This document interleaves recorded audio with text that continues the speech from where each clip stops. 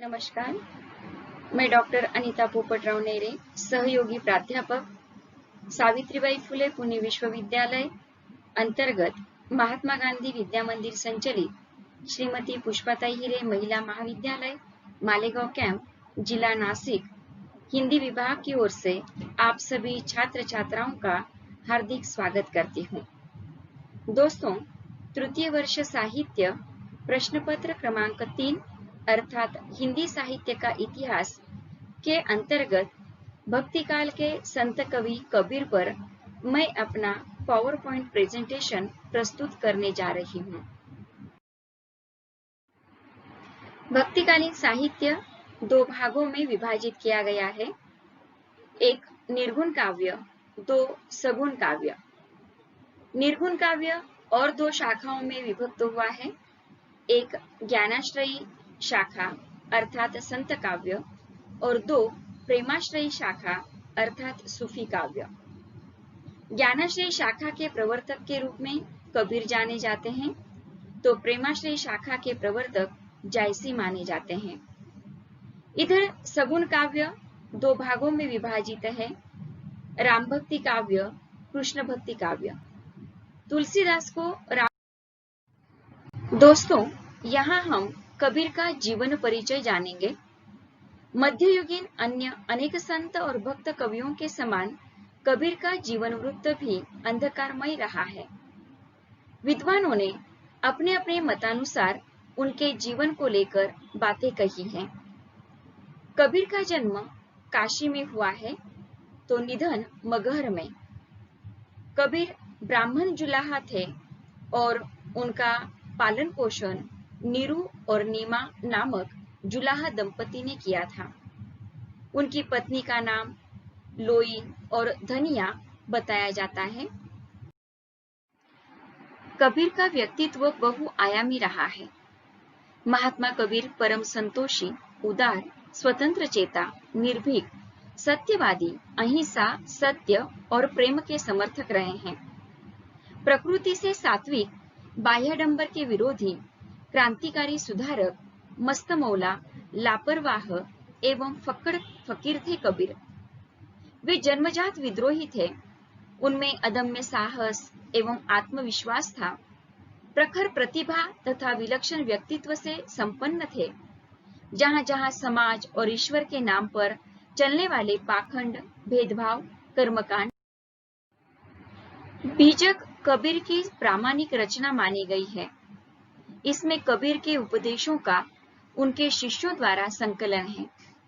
बीजक के 3 भाग हैं, साखी, सबद और रमैनी। उनकी कबीर ग्रंथावली एक संकलित काव्य ग्रंथ है। गुरु ग्रंथ साहब में कबीर के 243 दोहे हैं।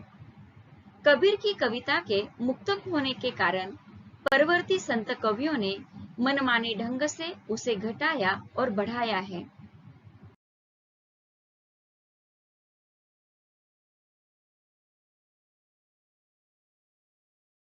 दोस्तों, कबीर की भक्ति के बारे में यदि कहा जाए तो कबीर निर्गुण भक्ति मार्ग के अनुयायी थे और वैष्णव भक्त थे।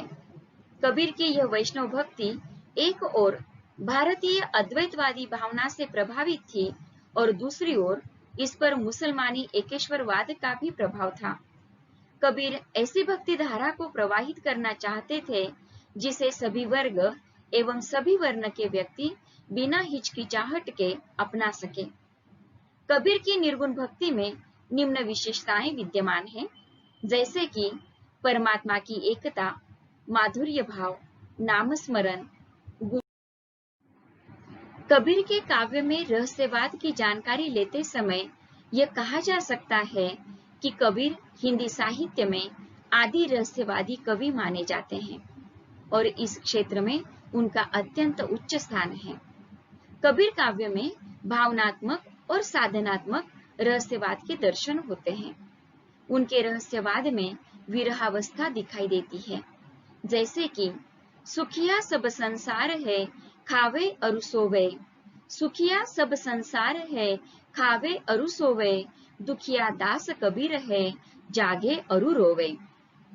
कबीर के काव्य में आत्मा पर कबीर काव्य की सामाजिकता। कबीर एक साथ भक्त, सुधारक, कवि और युग नेता भी हैं। कबीर के समय उत्तरी भारत के अंतर्गत हिंदू और मुसलमान धर्मों में संकीर्ण विचारों के कारण धार्मिक अव्यवस्था बढ़ती जा रही थी। कुप्रथाओं का बोलबाला था। कबीर ने दोनों धर्मों के मिथ्या आडंबर, पाखंड, अंधविश्वासों को फटकारा और समाज में व्याप्त वैषम्य को दूर कर एकता तथा समन्वय लाने का प्रयास किया। कुछ उदाहरण इस प्रकार दिए जा सकते हैं। पोथी पढ़ी पढ़ी जग मुआ, पंडित भया। कबीर की काव्य कला के बारे में अगर कहा जाए तो कबीर संत पहले है, कवि बाद में।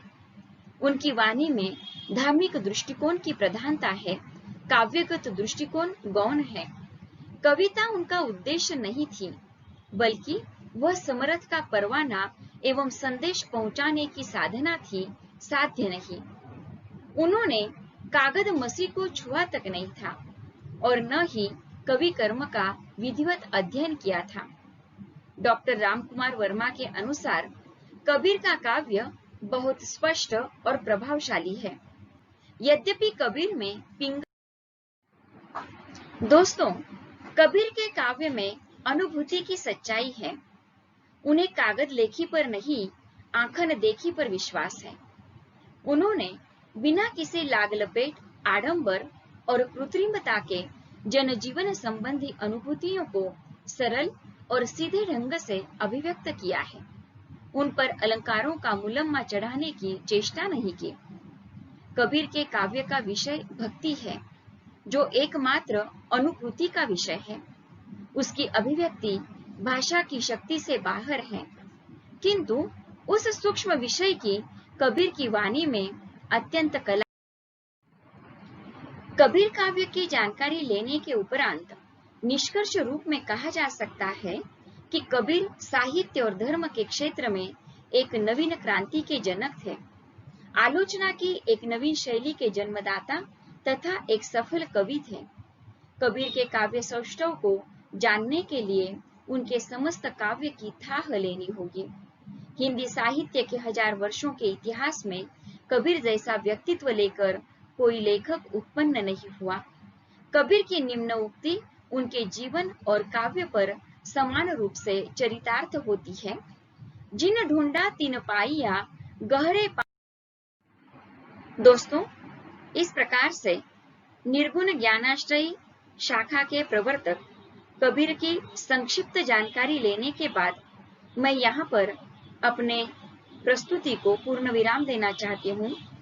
किंतु आपके मन में यदि कोई प्रश्न हो तो जरूर कमेंट बॉक्स में लिखें अथवा मुझसे संपर्क करें।